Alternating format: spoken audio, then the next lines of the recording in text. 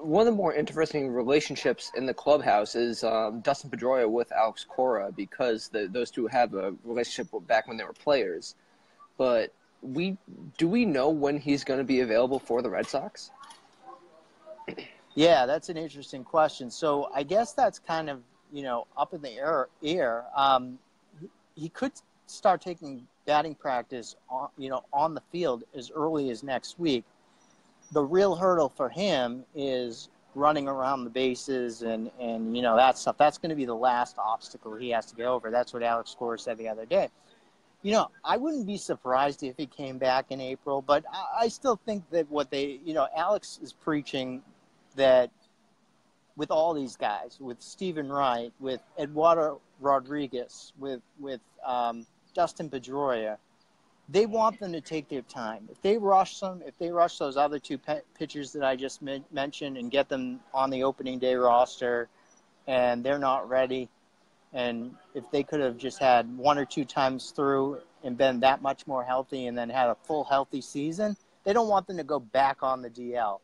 And that's the thing with Pedroia. He's rushed back in the past. We saw him rush last year to get back, and then he went on the DL the next day after a game he played. So I think that Pedroia understands that, and I think their relationship is a good one. It's not going to be like Pedroia.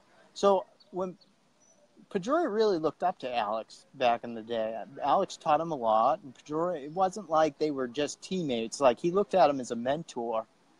He was the rookie back then, Pedroia, and it's really kind of cool how they interact now. Like, just in Cora's press conference the other day, he brought up Dustin Pedroia, without it even being mentioned. Like, he said that he shot an 81 against David Price in golf the other day. I never expected him to be a golfer. I don't know if I believe him. I only believe 75% of the things he says. And so that relationship is continued, and I think that's good for Dustin, because Dustin hasn't really gotten along with really any managers since Terry. I mean, you look at it. I'm not sure how his relationship was with Farrell at the beginning, but he didn't really give him a huge vote of support at the end of last year.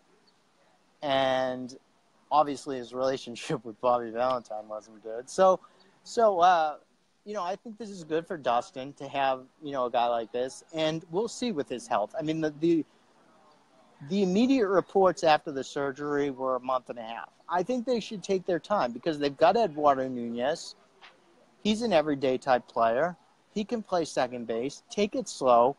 Make sure that he's completely healthy, because as we saw last year, if you rush Eduardo Nunez back, if you rush Dustin Pedroia back, they'll go back on the DL, and that's what the Red Sox don't want to happen this time. Yeah, it's a matter of we'll rush back to try and win some games in April, and then we're broken down by August, which is what's happened in the past.